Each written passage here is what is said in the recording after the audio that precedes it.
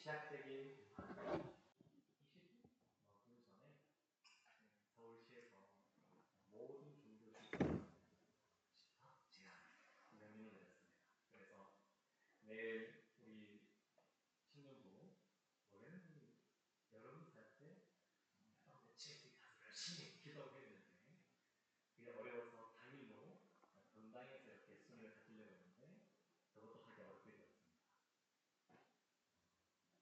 우리 유아부터에서 고등부까지는 온라인으로 이번에 여름성경학교 또 수련회 진행하거든요. 그걸 이제 온라인 가니까 진행을 될 것 같은데 청년부는 굉장히 아쉽게 되었습니다. 여름사학교 하면 교회에서 이러한 여름성경학교 또 수련회 또 하나 백미를 꼽힌 것이 또 하나 있는데 그것이 뭐냐면 단위성경. 우리 교회도 작년에 몽골 갔다 왔다 얘기를 들었는데 참 이 여름 살 때 성경 갔다 오면 길지 않은 시간, 일주일, 길어야 열흘 되는데 그 기간 동안에 참 많은 것들을 또 보고 또 경험하고 또 느끼고 오는 것 같습니다. 우리가 늘 일주일 살아갈 때 금방 넘치지 않은데 이 낯선 곳에 가서 그런지 또 하나님의 특별한 은혜가 있어 그런지 참 그게 짧지 않게 우리 안에 굉장히 강하게 임팩트를 주는 것을 볼 수가 있습니다.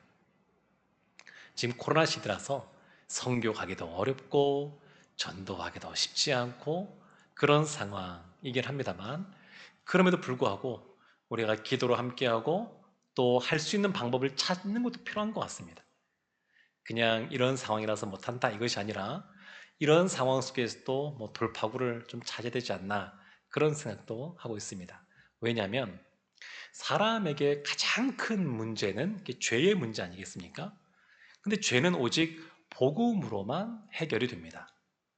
그래서 사람에게 가장 중요하고 그 사람에게 소망이 되는 것은 복음밖에 없습니다. 그래서 내가 사랑하는 사람들 또 가까이 알지는 못하지만 그래도 영혼을 사랑하는 그런 마음이 우리 가운데 부어진다 그러면 복음의 빚진 자와 같이 때를 얻든지 못 얻든지 복음을 위해서 전하기 위해서 힘써야 될 줄로 믿습니다. 오늘 본문의 말씀도 이렇게 선교, 전도와 관련하여서 그렇게 초점을 맞춰서 오늘 좀 말씀을 살펴보고자 합니다. 23절 처음 시작하는 그 장면이 어떤 거냐면 예수님께서 둘러보시고 제자들에게 이렇게 말씀하시죠. 재물이 있는 자는 하나님의 나라에 들어가기가 심히 어렵도다. 그런데 이 사건 바로 앞에 어떤 사건이 있었냐면 한 부자 청년, 관원료로 나오는데 그 부자 청년에게 예수님께서 말씀하시는데 그 부자 청년이 어떠냐면 22절 보면 그 사람은 재물이 많은 고로 이 말씀으로 인하여 슬픈 기색을 띠고 근심하며 가니라. 재물이 많은 고로 예수님을 따라가지 않고 근심하며 돌아갔다. 이렇게 말합니다. 근데 어떻게 보면 똑같은 말 같지만 유심해서 봐야 될 단어가 하나 있는데 그것이 뭐냐면 이 부자 청년은 재물이 많은 고로 근심하였고 예수님이 제자들에게 하실 때 이 제자들은 모든 것을 다 버리고 쫓아갔으니까 가난한 사람들이거든요. 제자들은. 근데 그들에게 뭘 말씀하시냐면 재물이 있는 자는 재물이 많은 자가 아니라 재물이 있는 자는 하나님의 나라에 들어가기가 심히 어렵도다. 이렇게 말씀하셨습니다. 똑같은 말 같긴 합니다. 그런데 재물이 있는 자라고 할 때 부자라는 것을 말하기도 하지만 또 한편으로는 재물을 적게 갖고 있다 한다 할지라도 재물에 대해서 집착하는 것이 굉장히 강하게 되거든요. 부자만 재물을 아끼는 것이 아니라 10원 하나 쓰는 것도 아끼는 그런 부자만 있는 것이 아니라 가난해도 이 재물에 대한 이 집착이 굉장히 큽니다. 그래서 가난한 사람이든 부자든 하나님 나라에 들어가기가 어렵습니다. 얼마나 어려우냐 보면 예수님께서 비유에 말씀하신 것이 그것 아니겠습니까? 25절에 낙타가 바늘귀로 나가는 것이 부자가 하나님의 나라에 들어가는 것보다 쉬우니라. 불가능하다는 얘기입니다. 불가능하다는 얘기. 부자도 하나님 나라 들어가기가 불가능하고 가난한 사람도 하나님 나라 들어가기가 불가능합니다. 다 불가능합니다. 사람은 그 죄의 문제를 해결할 수가 없습니다. 불가능합니다. 근데 어떻게 가능하느냐? 27절에 나와 있는 말씀처럼 이렇게 나오죠. 예수께서 그들을 보시며 이르시되 사람으로는 할 수 없으되 하나님으로는 그렇지 아니하니 하나님으로서는 다 하실 수 있느니라. 아멘. 아멘. 사람으로는 할 수 없습니다. 한 사람이 어둠의 그 자녀로 있다가 하나님의 자녀로 신분이 바뀌는 것 사람의 힘으로 가능하지 않습니다. 이거 하나님께서 은혜 베풀어 주셔야 가능합니다. 선교사님들 중에서 보게 되면 특히 더 많은 것 같습니다. 또 그런 성향이 있으니까 선교사님이 됐다고 생각 드는데, 선교사님들 중에서 보면 어떤 사역이든 불가능한 것이 있습니까? 하면 없습니다. 이렇게 말하시는 분들이 생각보다 많습니다. 뭐 안 되는 사역이 없습니다. 다 된다고 합니다. 이것은 뭐 교회 사역도 마찬가지입니다. 교회 사역도 무엇인가 한다 할 때 그것은 상황을 보니까, 여건을 보니까, 형편을 살피니까 좀 어려울 것 같습니다. 이렇게 말할 수도 있습니다만 원래 하나님의 일은 하나님이 하시기 때문에 불가능한 것이 없습니다. 이것은 코로나 상황에도 마찬가지입니다.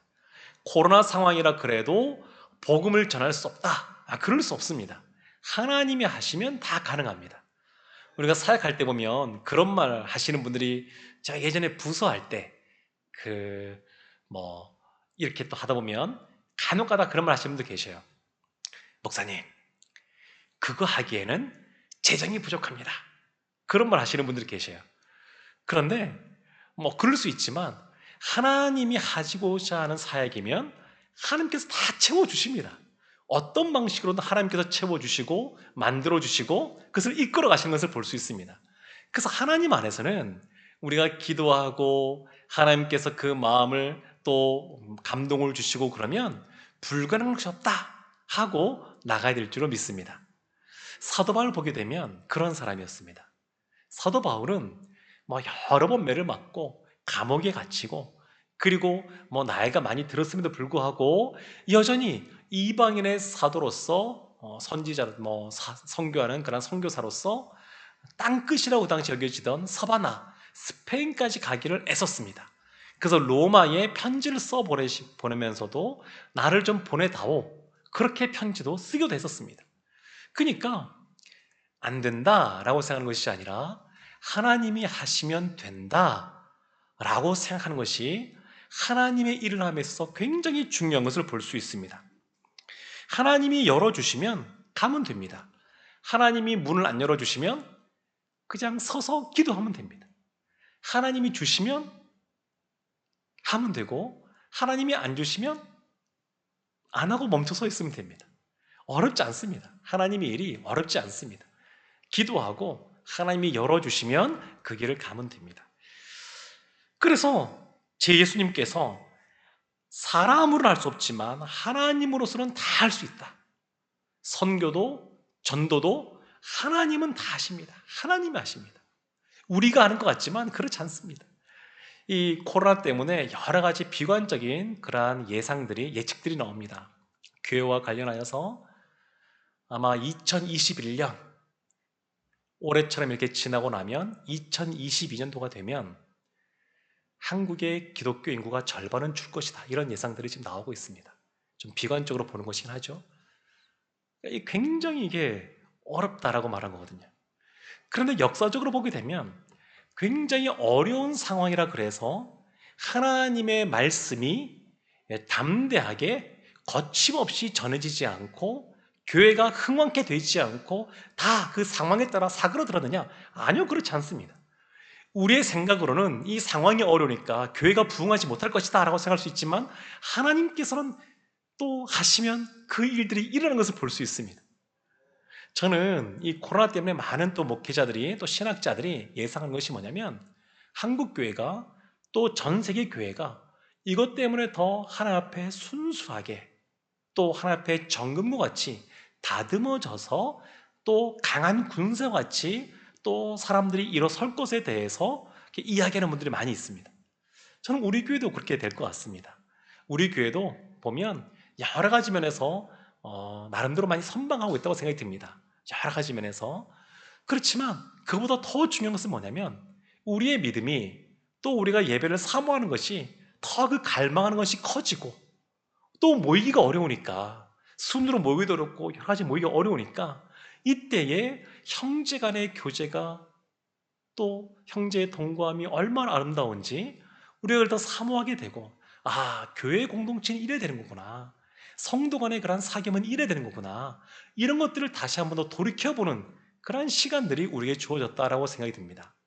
그래서 저는 이것이 진행될 때도 마찬가지지만 얼마 지나지 않아서 우리 교회가 이전과는 비교도 되지 않을 만큼 지금도 하나님의 은혜 가운데 우리가 잘 왔지만 훨씬 더 좋아질 것이라고 하나님께서 은혜 베풀어 주실 것이라고 믿습니다. 그런 기대감이 있습니다. 근데 이때에 예수님께서 이것만 말씀하지 않습니다. 30절에 보면 29절 30절에 보면 이런 말씀이 있습니다. 예수께서 이르시되 내가 진실로 너희에게 이르노니 나와 복음을 위하여 집이나 형제나 자매나 어머니나 아버지나 자식이나 전토를 벌인 자는 현세에 있어 집과 형제와 자매와 어머니와 자식과 전토를 100배나 받되 박해를 겸하여 받고 내세에 영생을 받지 못할 자가 없느니라. 아멘. 우리가 복음을 전하는데 우리가 전도하고 선교하는데 그 하는 이유는 뭐냐면 하나님께서는 하실 수 있기 때문에 하나님을 의지하여 우리가 그것을 행합니다. 또 하나가 있습니다. 그것은 뭐냐면 이 땅에서도 100배나 되는 그런 복을 받기 때문에 그렇습니다. 우리가 교회 봉사할 때도 마찬가지고 선교도 그렇고 목회도 그렇고 우리가 하나님을 위하여 희생한다 이렇게 생각하면 굉장히 안타깝고 불행한 겁니다. 우리가 하나님 나라에 부름받고 충성된 일꾼으로서 뭔가 섬긴다고 하는 것은 우리에게 굉장한 특권이고 기쁨입니다. 이것은 나를 희생하는 것이 아닙니다. 지금 오늘 말씀에도 보게 되면 100배나 받고 제자의 삶을 다 살아가는 사람들, 주님을 쫓아가는 사람들에게 하나님께서 영생의 복과 더불어서 이 현세에서도 100배나 복을 주시겠다라고 말씀하고 있기 때문에 그렇습니다. 그래서 우리가 오늘 이 본문의 말씀을 보면서 이 말씀 붙잡고 우리도 열심히 복음을 증거하는 삶을 살아야 되겠구나 그렇게 생각하면 참 좋겠습니다. 리빙스턴이라고 아프리카에서 선교했던 아주 유명한 선교사가 있었습니다. 그분이 뭐라고 말하냐면 이런 말씀을 했습니다. 나는 결코 희생하지 않았습니다. 사람들이 그 아프리카 험지 오지에 가서 선교하는 그를 너무 고생이 많다고 너무 애쓴다고 많은 대가를 지불했다고 말할 때에 그 사람이 이렇게 말한 겁니다. 아니요, 나는 희생하지 않았습니다. 진짜 그렇게 생각하는 겁니다. 주님을 위하여 교회에서 열심히 봉사하고 헌신하고 또 전도하면서 나의 재정을 써가지고 선물도 드리고 전도지도 만들고 이렇게 섬길 때에 내가 희생한다고 생각하지 않는 겁니다. 진짜로. 존 웨슬리라고 있지 않습니까? 감리교 이렇게 시작을 했던 존 웨슬리, 아주 성령 충만한 사람이고 아주 가슴이 뜨거운 사람입니다. 근데 그분이 가슴이 뜨거워지는 계기가 무엇이었냐면 배를 타고 가다가 풍랑일 때 너무 이렇게 위험한 상황이어서 본인은 바들바들 떨고 있는데 글쎄 모여가지고 기도하고 찬양하는 사람들이 있는 겁니다. 근데 그 사람들은 어떤 사람들이냐면 모라비안 교도들, 모라비안 형제들이었습니다. 그런데 이 모라비안 형제들이 굉장히 전 세계에 복음을 열심히 증거하는 사람들이었거든요. 근데 그 사람들을 연구한 그런 보고서가 있는데 모라비안 형제들은 왜 이렇게 열심히 복음을 일찍이 전했는가, 선교를 했는가? 그 첫 번째, 리스트 첫 번째가 뭐냐면 그들은 자발적으로 순종했다. 즐거이 순종했다. 그것이 첫 번째입니다. 모라비안 형제들을 보니까 그들은 열심히 하나님 나라를 위하여 복음을 증거하는 삶을 살았는데 그 첫 번째, 그들이 굉장히 영향력 있게 된 것은 첫 번째는 뭐냐면 즐거이 순종했다는 겁니다. 기뻐하는 겁니다. 기뻐하는 거. 이건 우리 교회 사역도 마찬가지고 우리 어떤 것도 다 마찬가지입니다. 하나님께서 나에게 주신 어떤 직분, 직책 그런 것 있지 않습니까? 근데 그것을 감당할 때 기쁨으로 하는 겁니다. 기쁨으로. 억지로 하는 것 없습니다. 원래 하나님은 우리를 억지로 시키시는 분이 아니십니다. 원래 우리를 로봇처럼 만들지 않으시고 아담과 하와를 만들었을 때부터 우리에게 자유를 주시고 우리가 자발적으로 자원하여 기쁘게 즐거이 하나님을 섬기고 하나님 나라의 일꾼이 되기를 원하셨습니다. 지금도 마찬가지입니다. 지금도 교회의 모든 것도 다 마찬가지입니다. 기쁨으로 하지 않으면 글쎄요, 너무 안타까운 것이죠. 오랜 세월 동안 수십 년 동안 애써 수고했는데 얼굴을 보면 늘 인상을 쓰고 다니는 사람처럼 보인다든지, 그리고 나는 너무 애쓰고 수고했는데 날 알아주지 않는 것 때문에 서운해한다든지, 이러면 굉장히 안타까운 겁니다. 원래 교회 사역은 하나님께 주신 것들 감당할 때는 다 기쁨으로 하는 겁니다. 기쁨으로 즐거워야 하는 겁니다. 즉시 기쁘게 온전히 그렇게 순종하는 것이 우리의 큰 특권이라고 할 수 있습니다. 작년에 제가 선교 관련해서 참 제 마음에 찡하게 이렇게 남는 사건이 하나 있었습니다. 같은 교회에 선교국에서 간사님으로 일하시던 그 평신도 우리 간사님이셨는데, 몇 년 전에 하나님께서 마음을 주셔서 네팔 오지에 선교사님으로 나가셨습니다. 평신도 선교사로 나가셨죠. 나가셔서 그 네팔 보면 히말라야가 굉장히 산맥이 크니까 어떤 산 하나가 있는 게 아니라 진짜 그 산맥이 크니까, 히말라야 산맥이, 거기에 오지로 가면 아직도 복음을 못 들은 사람들이 있고 진짜 열악하게 사는 사람들이 있습니다. 그런데 그 길들이 그냥 트레킹, 그냥 가볍게 트레킹하는 것이 아니라 아주 험난한 길을 이렇게 걸어가는 겁니다. 그러다 보니까 때로는 여러 가지 비가 많이 오거나 그러면 길이 무너지기도 하고 눈이 쏟아지기도 하고 이런 일들이 막 벌어집니다. 근데 이분이 아주 어린 자녀가 있는데 그럼에도 불구하고 험한 날씨 속에서도 복음을 전해야지라고 하고 다른 선교사님과 두 분이 또 복음을 증거를 가다가 날씨가 안 좋아서 그만 이렇게 실종이 되었습니다. 그래서 이곳에서도 기도하고 거기서도 수색을 하고 그때 눈이 많이 왔었거든요. 비가 많이 왔었거든요. 근데 며칠을 찾아도 흔적이 보이지 않는 겁니다. 그래서 다른 마을로 갔나 막 찾는데 결국에는 다른 선교사님이 먼저 시신으로 발견됐고, 나중에 이 선교사님도 먼저 하나님께 부름받은 모습으로 발견이 되었습니다. 저보다 나이가 적거든요. 같이 사역하던 교회 평신도 선교사님. 참 여러 가지 마음이 들었습니다. 제가 그보다 앞서 몇 년 전에 제가 네팔에 선교 여행 갔기 때문에 더 이렇게 이해함이 있고 더 마음이 있는데, 놀라운 건 뭐냐면 이게 다 이제 장례식도 다 마치고 다 마친 다음에 들어보니까 내가 이제 네팔로 가야 되겠구나 라고 작정하는 성도님들이, 평신도 선교사님들이 여러 나오는 겁니다. 참 선교가 그런 것 같습니다. 선교가 그런 것 같습니다. 조지 휘플드라고 아주 성공의 사제이면서 신학자이면서 그리고 설교자이고 1차 대각성 운동에 큰 영향을 미친 분이 계시는데, 사람들이 그렇게 말했습니다. 조지 휘플드에게 그만 좀 쉬면서, 조금씩 쉬면서 좀 사역하라고, 너무 몸을 그렇게 쓰지 말라고. 그분이 뭐라고 말하냐면 이렇게 말했습니다. 녹슬어서 없어지느니 차라리 따라서 없어지는 것이 더 낫습니다.